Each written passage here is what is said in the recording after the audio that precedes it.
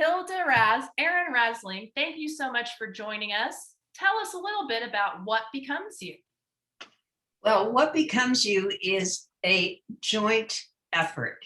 It took us 10 years to write it, and we're going to read a kind of planned series of readings, little snippets from the book that give you some kind of notion of what kind of a book it is.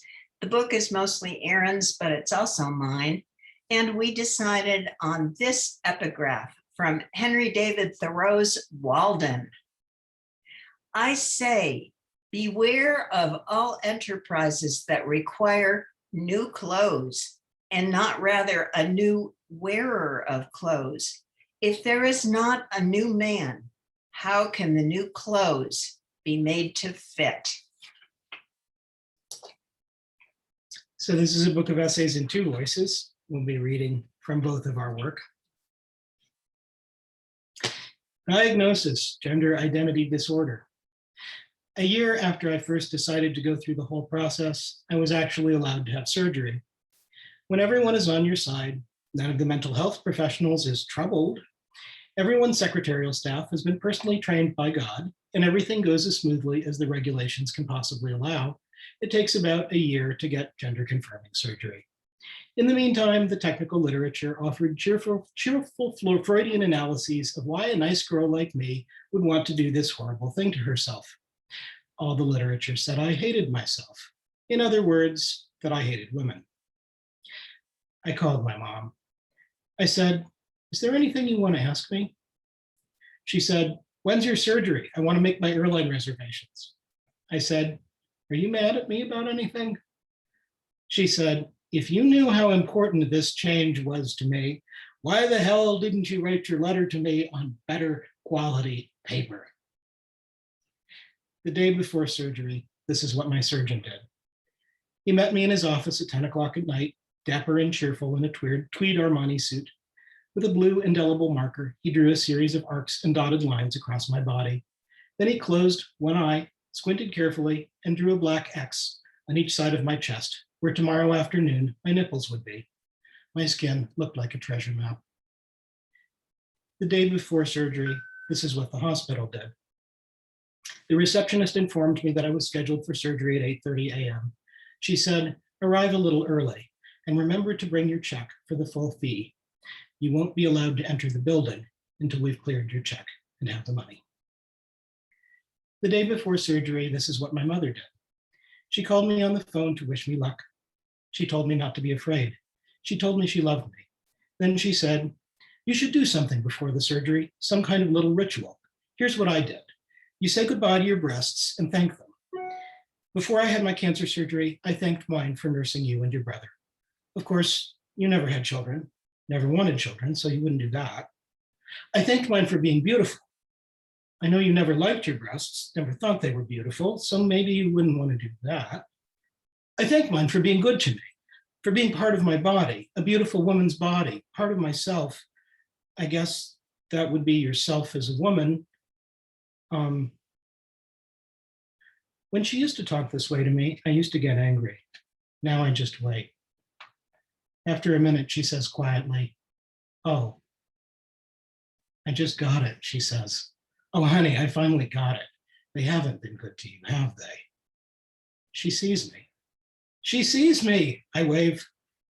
"Oh boy," she says, "congratulations. I'm sorry it's taken me so long. I bet you're sure glad to have them off." The day before my surgery, this is what I did. I took myself to a low hill on the edge of the city to make a little ritual. Another story, in the sun on top of Powell Butte, where the crows are always watching. Small birds make fussy gleaning noises in a thicket not far from three firs alone on a ridge, rising into the sky. We're all making stories out of each other. We can't help it. For instance, there's a story about the sun dance, where Lakota men would be lifted into the air on thongs cut through each breast.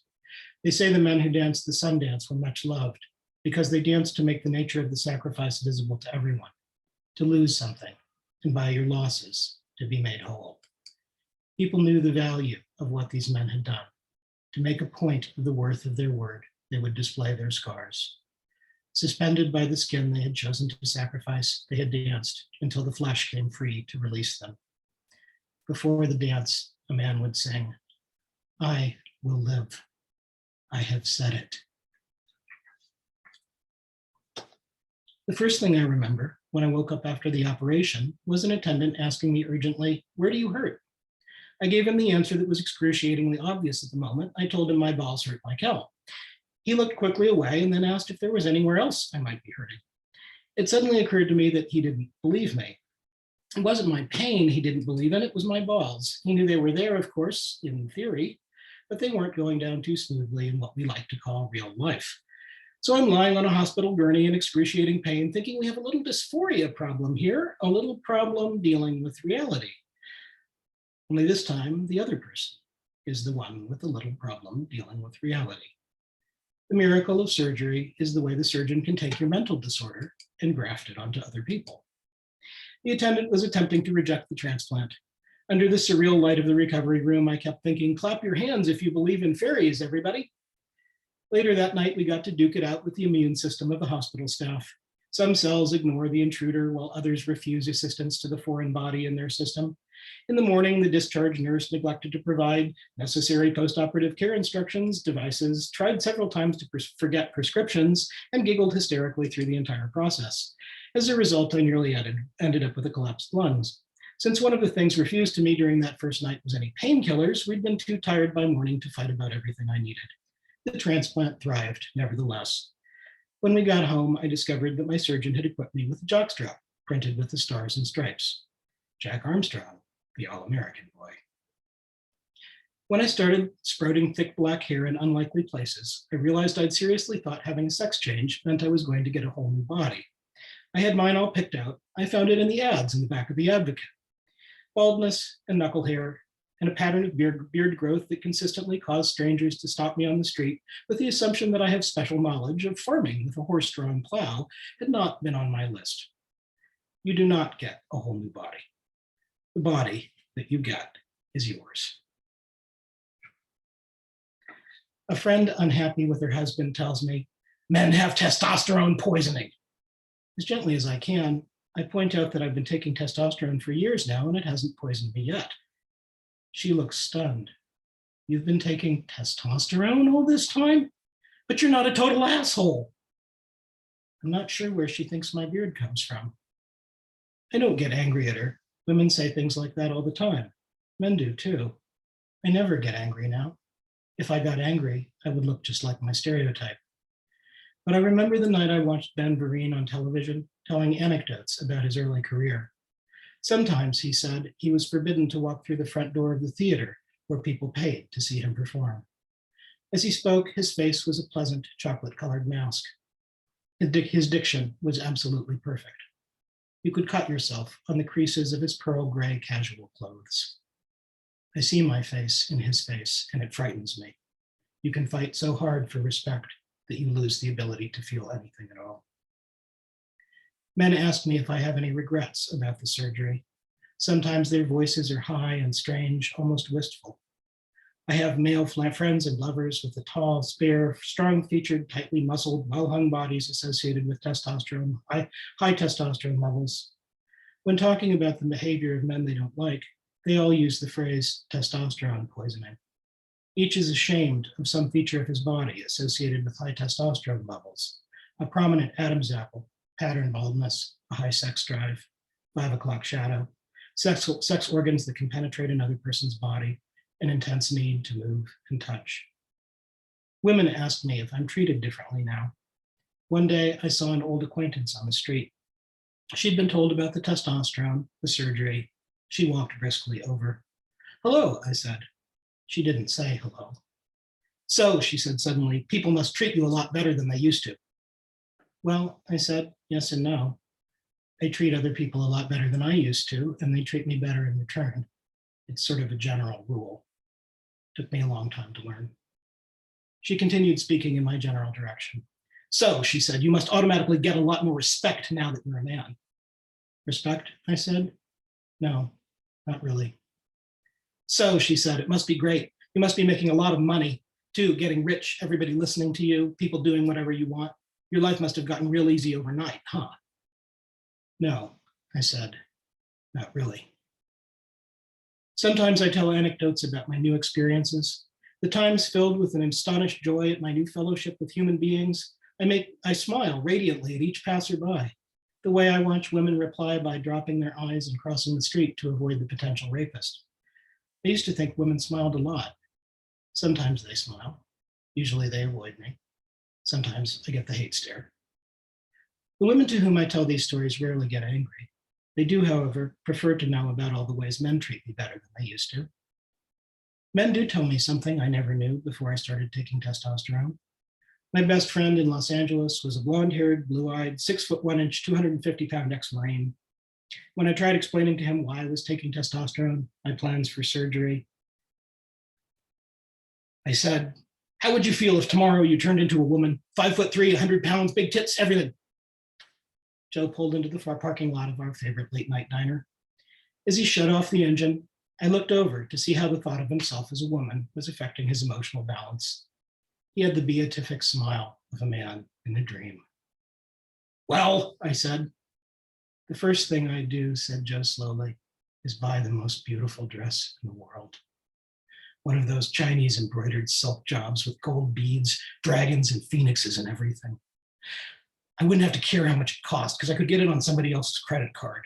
They've been buying shit on mine for years. I know just how to make that happen. I'd wear it whenever I felt like it, and I'd walk right up to any man I wanted. Oh yeah, I'm sure sex would be a wonderful experience. Why not? I always wondered what it felt like.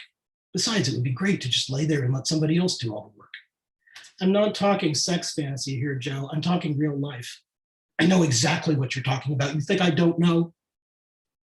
You mean you'd like being a woman? All the time? In real life? His voice was bitter, but his eyes were alight. "You're damn right I would. I'd love it. I'd live it to the hilt and savor every minute. I'd dress to the nines and walk off the street with my discharge papers into a yuppie office job instead of night security for a mini mall in Compton because I'm just one more big dumb fucking grunt ex-Marine. I could wear real clothes to work instead of a $300 monkey suit I can't pay for.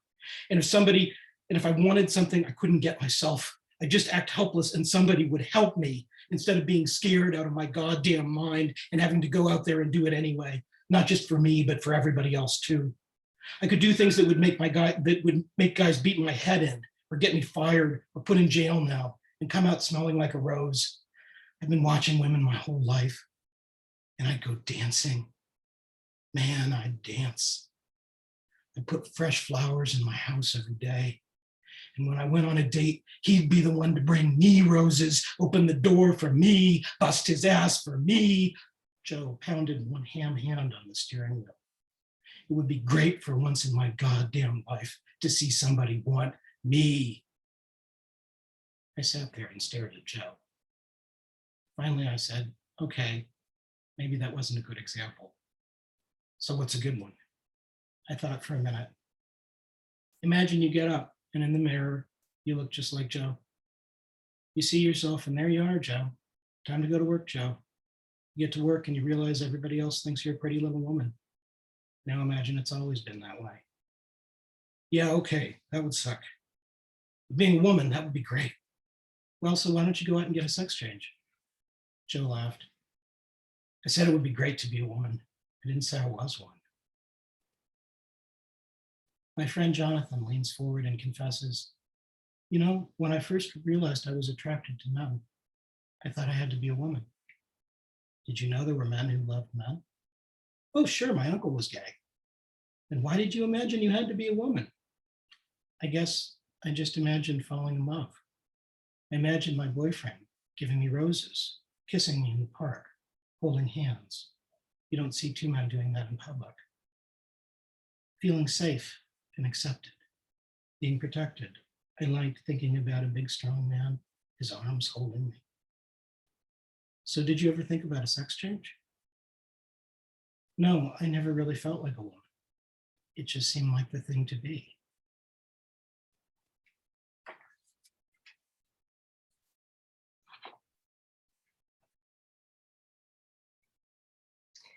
I am Aaron's mother, but first and foremost, I was my mother's daughter.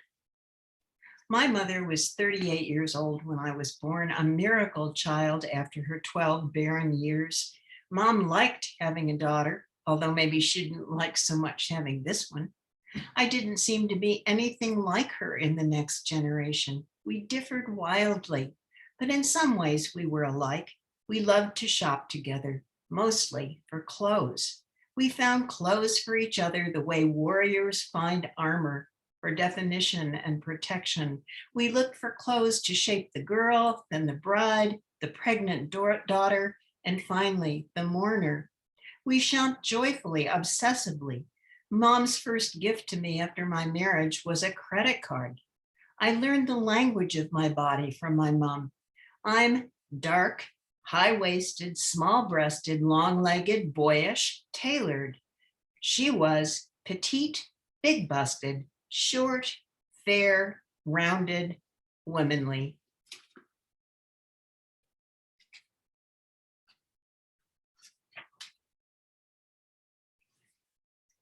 In the 50s, we all knew about bohemians, artists in revolt against a society they understood as confining.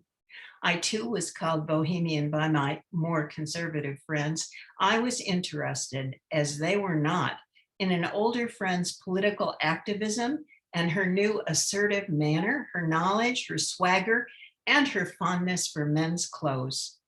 I wore men's clothes too. We girls all wore our father's shirts. So when I borrowed sweaters from my father and bought pants in the men's department, the stretch wasn't far. Our school shoes were Oxfords, white bucks and saddle shoes, just like our brothers. In fact, I didn't want to look like a girl. Women, in my experience, were powerless. Change was impossible for them.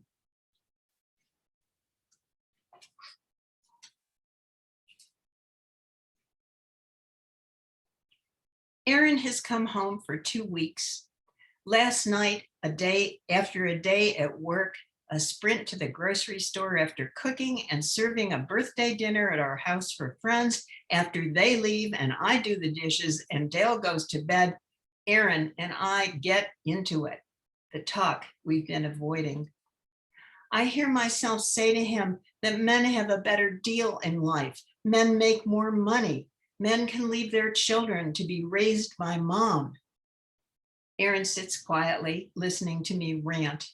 His face stays calm, open. He flinches from time to time. I modify my statements. Not all men, only people of my generation, my class. He is patient and interrupts me to point out that my rant is about men. And so either he's a man and I blame him, or else I exclude him from the category and don't believe he's a man. What's he supposed to do? He asks. I say, I want him to respect me and thank me for being a good mom, for taking the responsibility both to know and to get, because I didn't have a choice. He says, everyone has a choice. Not slaves, I say, not prisoners, not in a concentration camp. What I don't say is not women. He says he read about a woman who lived 7 years in a cave to avoid being a slave. Everyone has choices, he says, or we can't live. No, I say, we don't all live. Who survives does so by accident. I am remembering my mother and my brother, both suicides. My long nights sitting on the kitchen floor, writing the work that eventually led to a professorship, tenure, promotions. As we talk, I take off my silver earrings shaped like rose petals. I recover myself enough to point out that I am talking about myself, not all women.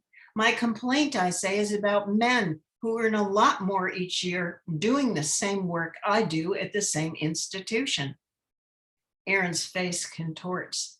He says that he has never earned even half of what I make, except when he, as Sarah, won an education worth $150,000. He says to me, see, you hate men.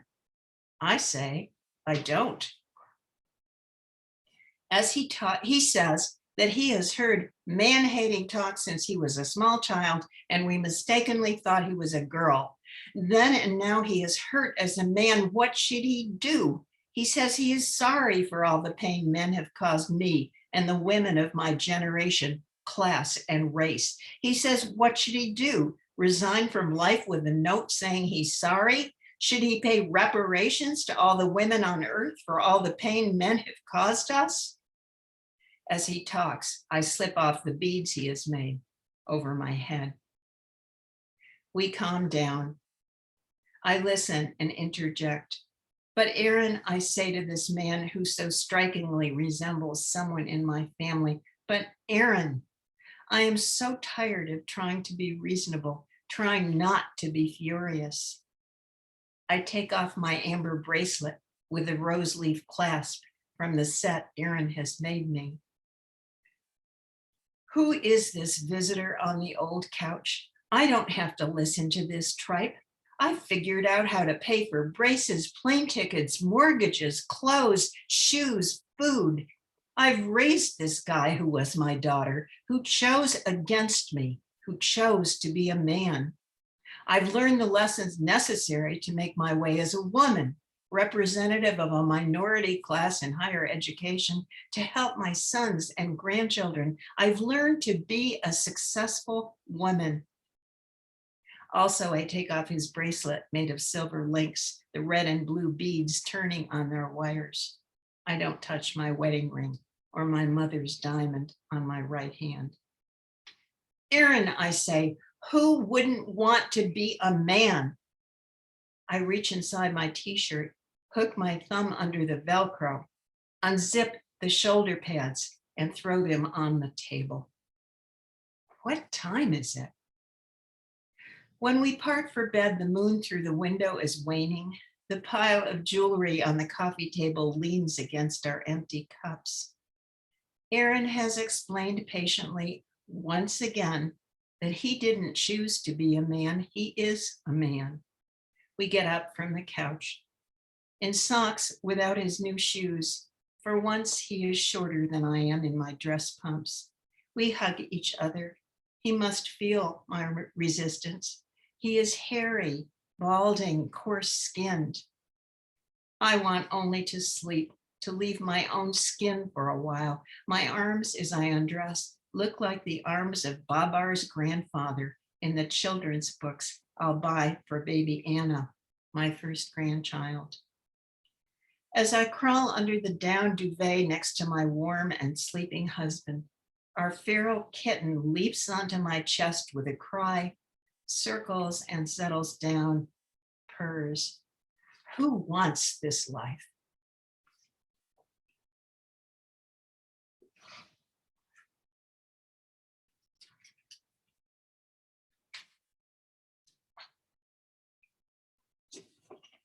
Aaron and I look through the newspaper over breakfast and find neighborhood garage sales. It's going to be a very hot day. I find a dusty rack of clothes on the cracked, hot driveway. Oh boy, I say, look at this slip. Why is it a slip, not a skirt? Asks Aaron, who comes over to see. I show him the elastic waistband stitched to the satin in the pliable hoop attached at the hem ruffle. Exquisite. How did you wear it? He asks, turning up the hem to see the fine stitches. He wants me to tell him a story about my clothes. He knows I'll write down what we say. I tell him about a pink lace overdress with scallops cut out to show the yellow satin knife pleats, the gray tweed skirt with a tomato suede blouson jacket, the matching cloche hat in suede and tweed, some favorite clothes in the 60s. Today, Aaron and I are both wearing green shorts and white t-shirts. He has on canvas basketball shoes, one red, one blue, and I'm wearing tattered sandals. We're about the same height, but his shoulders and torso are muscular, his chest flat, his waist slender, his hips flat. He's very handsome. The guy with the cash box has been looking and looking. As usual, Aaron is oblivious. The driveway is very hot. How did you get those clothes? He asks. How did you feel wearing them? Suddenly, I know he's working hard and in subversive ways. He wants my attention off him. I want to write about him, his extraordinary story. Still, such beautiful clothes. I try to answer. I tell him that when I was a teenager, these clothes helped cover the space I felt inside. I learned that I was a girl and should plan to marry a man of substance and have his children. I could help by dressing well. Like Aaron, I was handsome, and I earned the clothes by runway modeling. I wore the samples to appear negotiable, of value and substance my generous parents bought at discount. And so I wore the pot de soie two-piece in navy with my big hair balanced above a thin neck where the keyhole closure fastened at the throat with a soft bow. Who was I? Who knew? Such beautiful clothes, and the shoes, black velvet dance slippers with rhinestone clasps at the instep, kid flats in gold, and another pair in silver gilt for dates with short boys, Delisos, Capizios. That's enough, I tell Aaron. He shrugs, pays for his purchases. I leave the clothes behind.